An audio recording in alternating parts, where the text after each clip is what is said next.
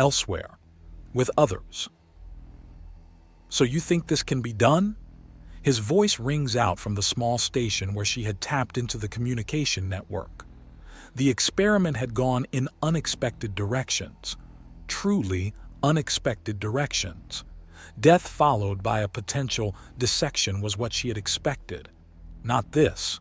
Not conquest and re-establishing communications despite a lack of communication pylons or any form of advanced equipment.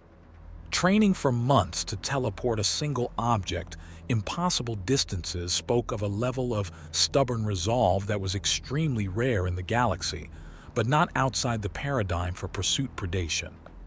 Adaptivity and resilience have exceeded all predictions. He should have stayed put in the temple and requested aid, not escaped for a continent-spanning manhunt and then gaining control of an organization's withered martial branch and using them to contact his people and me. She notes to herself as the conversation continues. He gets confirmation from the Admiral for his plan, and their Axiom experts are starting to speak. They speak at the same time and then pause to give the other an opportunity to speak. Vernon, you're dealing with unusual things like this. You speak first, and Franklin, if you have anything to add, speak up. Yes, sir. Now, Sergeant Blue, what you're after is possible, and the assumptions you've made do pan out as best I know, but there are some risks to this, Vernon remarks. He is an interesting subject, having embraced the culture of the Apuk so thoroughly that he's already grown into a cultural icon to the point that some people are wondering if he inexplicably has some Apuk DNA in his ancestry. She had acquired a sample for study. He did not have Apuk ancestry. More than just some, this could spiral out of control in a hurry, Franklin Smith adds in. Another interesting subject. He appeared to believe that subtlety is some form of personal failing, yet also had a great interest in non-violent axiom use. Apparently, he had traumatized himself in some capacity, but had worked through it to the extent that he had proven an absolutely unstoppable juggernaut in direct confrontation. Enviable. Yes. The thing about impressing a mind into the axiom is that you may very well press in your instinct to survive. And since you have one on the human level, which is very powerful compared to many other races, you may very well end up creating a species adjacent to the Gravia, or even a new Gravia ethnicity for lack of a better explanation. Vernon counsels. And don't fool yourself into thinking that because the Gravia were made of mathematical equations that you won't be able to do it by accident. The math was to keep them pure, as they're the life equation in and of itself. Unfortunately, that same equation is basically part of the survival and reproductive instinct. You put too much into this and we have a new race coming out of the axiom, Franklin adds. Still, this would be easier if we could get some Kutha totems to you or some samples. Lieutenant Blue, what are the Kutha supplies like on the Cherry Crush? They're all right. I think we have about a cubic meter solid of the stuff. So unless we've got a larger build requirement, I should be able to have what you need constructed. All right. Franklin and I will have to speak with each other about it, but we should be able to figure out something that will be able to properly house and project this consciousness, Vernon says. And there's a throat clearing. Guys, you're overthinking this. We can keep this easy and strong. Sergeant Blue, how good is your personal focus? A new voice asks. She quickly looks into the list. Specialist Corporal Gerald Lore, a minor expert in axiom totem creation. I've been using it to effectively enhance myself into a human Earthani hybrid war machine, enhancing my memories to ensure I get this right, Jasper explains. Good. We'll use that focus to project memories of your training.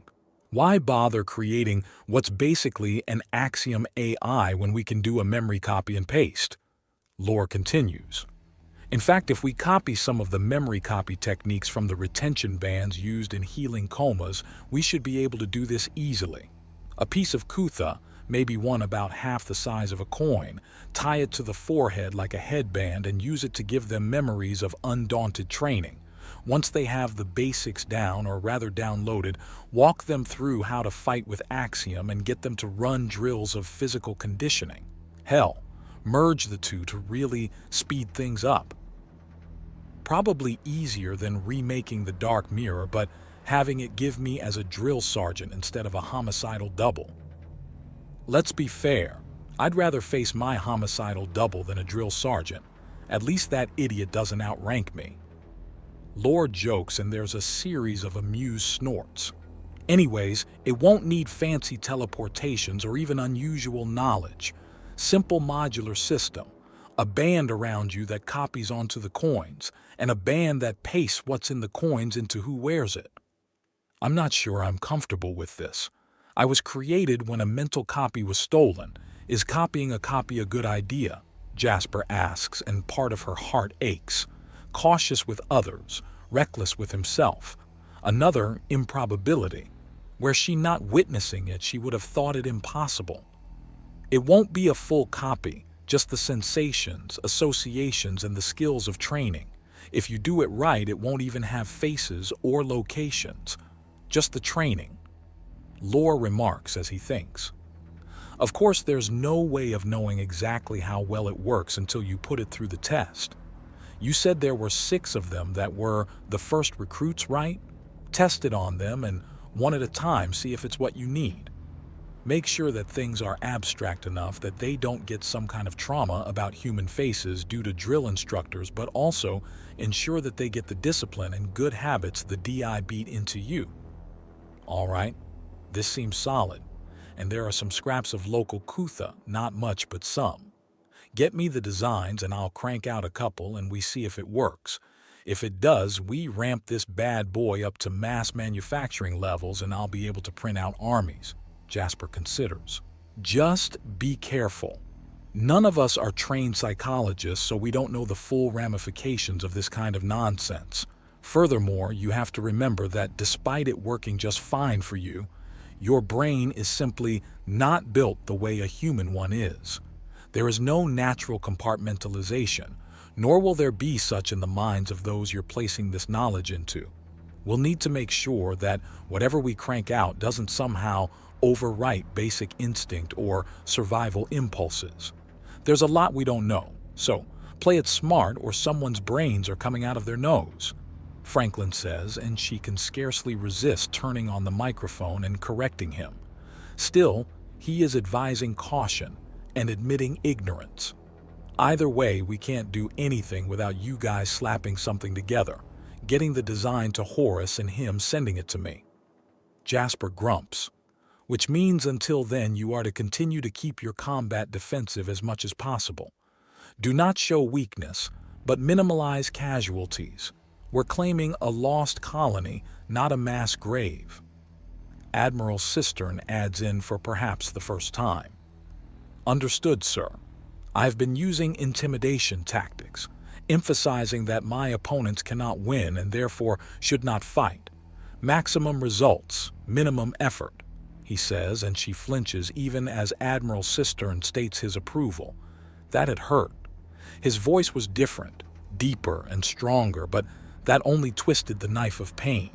That's 2 improbable coincidences. Anything else to report? Admiral Cistern notes. I discovered a few more interesting axiom techniques, or rather refined one. By pulling on the air around me, I can accelerate to supersonic speeds in flight. My personal mobility on this world is limited only by how familiar with the terrain I am. I've actually got a map in front of me now, so I might recognize landmarks when next I go flying. Trying to explain this technique to my fellow winged warriors has resulted in some, "Oh, good timing," he says, before there's the sound of a distant bang. Someone just went supersonic. And who was that? Horace asks in an amused tone. Magrica. If you tell here there's a new way to kill some beast, or a way to get to them faster than she's getting an explanation, even if she has to beat it out of you. Jasper responds to his brother's amused chuckling. That had been an interesting revelation. How adaptive the humans were mentally for Jasper to simply slot himself as the brother of his original self. What should have been a long, drawn-out case of argument and conflict resolved in moments. You'd think she'd try seduction, Lore states. I'm the only man on this world. She's not familiar with the idea. But beating things out of people? Much more natural, Jasper says in an amused tone. You sure know how to pick 'em. Lore mocks. Let's be fair, she picked me. That first temple knew how to keep me in stasis and bragged about having a treasure. It was a matter of time until someone came to snatch it, and her assaulting the place for it woke me up. Jasper explains, and she considers for a moment. There is a robust, mercenary criminal culture upon the Lost Colony world. It is far from unusual for them to act as a variable in numerous circumstances, often a chaotic and destructive variable, but such variables also prove useful in that they easily allow her to gauge the reactions to danger and the prioritization of rebuilding and reorganization. Furthermore, what military-style responses are sent out in societies that do not have instant communication methods widely spread or easily used. One could almost track the flow of information and movement through a combination of semaphore, shouting, messages, and the rare communication orbs that dotted the world in strategic locations. Strategic for the most advanced organizations. Most went without. There is a notice in her ocular implant and she allows it through. Updates to the observations collated into relevant video clips. She begins playing it, and her central, most eye begins to see several clips of Jasper negotiating with individuals in the midst of armies and engaging in the local axiom dueling culture to establish dominance. Negotiations partially breaking down, a very clever use of asphyxiation to down those nearly immune to thermal harm with nothing but thermal energy. In spite of herself, she feels a slight swell of pride at the recording.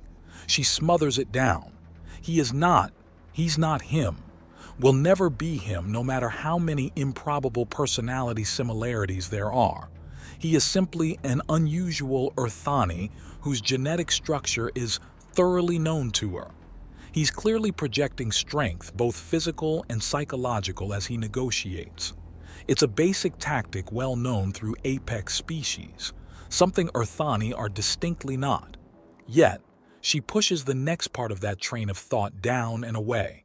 The next video causes her pumping muscles to contract all at once.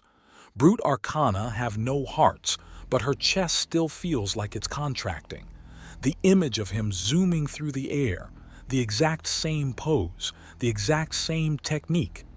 That smile, reckless, silly, and strong. Her body self-regulates again, and the sheer pressure reduces to a mere headache and deep chest pain. 4 improbable coincidences in a single 30-minute session. This is beyond the point of improbable and into the outright incredible. She pushes it away. It's just a clone. He's only a clone and not him. Not asterisk Bruta Tink de Charlotte be turning ears air. Jasper suddenly says in a human language, and there's a pause. Asterisk done no mon. Fing does say? Horace asks as she attempts to translate just what the hell is being spoken. It sounds like pieces of music, but out of cadence and rhythm. Is there a language of music? Asterisk done no. Keep a guess? Jasper asks, and there's a groan. Asterisk try direct. Franklin says in clear English, so that confirms Jasper and Horace were speaking English, just heavily encoded. Excuse me, Madam Brute Arcana, we know you're listening. Care to actually join the conversation? She goes very, very still by instinct. She's been caught. How has she been caught? What gave her away? What is even going on? How did they identify her? How? She forcibly calms herself and turns on the microphone with a voice synthesizer. Very impressive. How exactly did you discover me? Easily enough, Jasper says, and she flinches. He's talking to her. But your name would be an excellent start. Oh, so you don't know everything? She taunts the awakened clone. How little he does know, how little he will ever know. Come now, Mother. Who does know everything? He asks, and her knees nearly give way in shock as she freezes. There was a probing question to things. He doesn't know. He can't know. We did the digging. Morgana Skitterway, is it? Franklin asks, and she can feel her contracting muscles flare into overdrive. They've cornered her somehow. Somehow. How? Morgana demands in utter shock. All right, you gentlemen, knock it off. Dr. Skitterway, as you no doubt know, I am Admiral Garfield Cistern of the Undaunted. He begins to introduce himself, but she has no time for the political speech of some ignorant military man. How? She bellows. Calm yourself, madam, and I shall explain. Or would you prefer your son to... He is not my son, improbable similarities aside. He is not my Emmanuel. She takes a few huffs of air in that inflate and deflate her lower torso substantially. She is calm once more. How did you discover me? There is nothing on the main... Oh yes, the teleportation technique. You utilized it again, didn't you? We went to a shielded area and set things up so that a sample of my fur would be sent to the Dauntless. After that, it was a simple DNA test and we put the rest of the story together. Mother. Jasper explains, and the term mother feels like a slap in the face. You are not my son. You are not him, and never shall be. She spits out vehemently. So I take it you don't want to hear about your potential grandchildren? He asks dryly. Stop that! She barks at him in a fury. I'll stop when you tell me why. Jasper bellows into the link. I don't owe you anything. You're no child of mine. Am I not?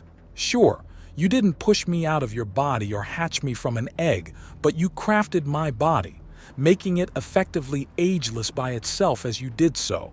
You deliberately placed my mind in this body, ensuring that I would live, and delivered me unto Lachlan. How are you not my mother? She lets out a scream of frustration and pain as she rips out the console with all four arms and tears it to pieces, slamming the shrapnel into the floor before collapsing like a puppet with its strings cut, and breaks down sobbing. A scion of many worlds, Jasper kneads one of his hearing holes with a knuckle as the sound of equipment destruction had been both loud and piercing. Admiral Cistern is the first to speak up. Sound off? Is everyone else still on this call? Vuxa is connected, Franklin remarks. Serbo here. Vernon replies. I'm in the Dauntless just fine.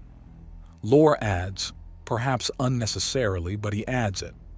Mobile on the Cherry Crush accounted for, Horace says with a definite quirk of amusement in his voice. And Lachlan hears you loud and clear, Jasper finishes up. Do you think I pushed her too far? Yes, but there was also little chance of getting a straight answer out of her anyways. She was still using a voice synthesizer even when we identified her, and she has already acted in bad faith too many times to be trusted.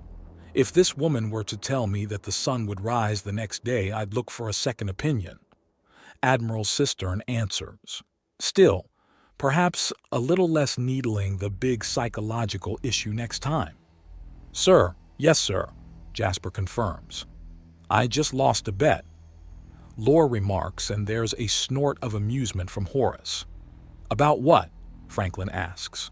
My money was that she had scouted out Lieutenant Blue's personality and thought it a match for her son, so she was trying to bring him back, then chickened out and ejected the pod. But from that little hissy fit... Yea, clearly not, Jasper remarks before chuckling. And here I was, hoping for some kind of Shakespearean-style story of a mother's love and blah, blah, blah. Keep it classy, gentlemen, Admiral Cistern warns them. What about you, sir? Any ideas what this whole mess is about? Horace asks. To be honest, I think the woman is to some degree unstable. Her actions and reactions are not rational, but tightly controlled. Ambassador Cistern says, warming up his speechifying muscles. Except where anyone says she's my mother, Jasper remarks. Which is why I believe her unstable.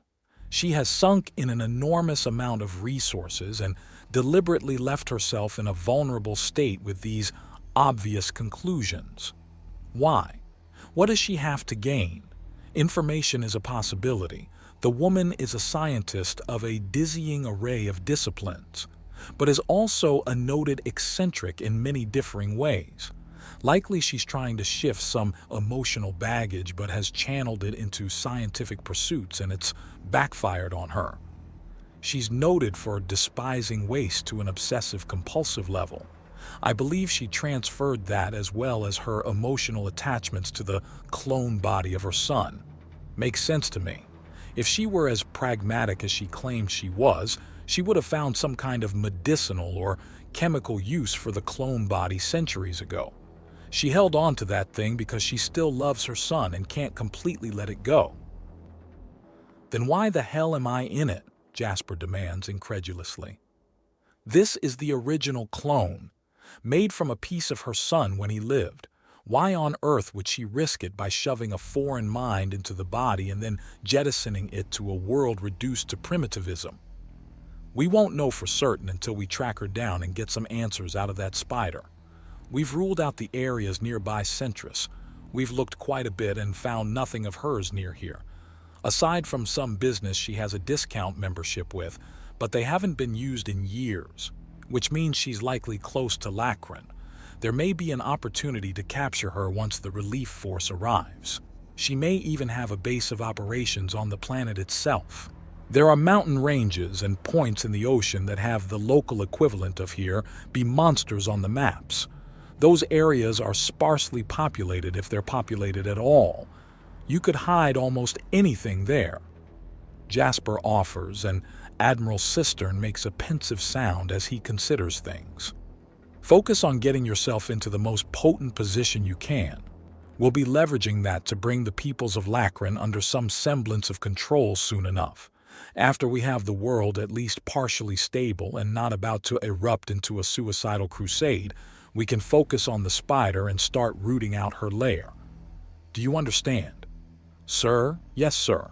Good. Anything else? Admiral Cistern asks. Hey, bro, are you gonna... Horace asks, and Jasper chuckles. Well, after that bitch fit, I just might. Someone explain, please, Admiral Cistern adds. Sir, requesting a name change to Jasper Emmanuel Skidderway Blue? Middle names, Admiral Cistern asks with clear amusement in his tone. Also, a middle finger to a certain spider, with your permission, of course. Sir, Jasper asks, and there's a mild chuckling in response. I'll fill out the forms myself, Sergeant. Jesp? Jeb? Jess? Yay, Jess? Horace mutters to himself, and Jasper groans as his brother chuckles in response. All right then, you gentlemen have fun. We nerds have some actual work to do. Vernon teases lightly and disconnects from the call alongside Franklin and Lore. Stay alive, Sergeant Blue. That's a direct order, Admiral Cistern says. Sir, yes, sir, Jasper replies, and the Admiral leaves the call. So, who else beyond the mighty midget do I call sister? Horace asks in an amused tone.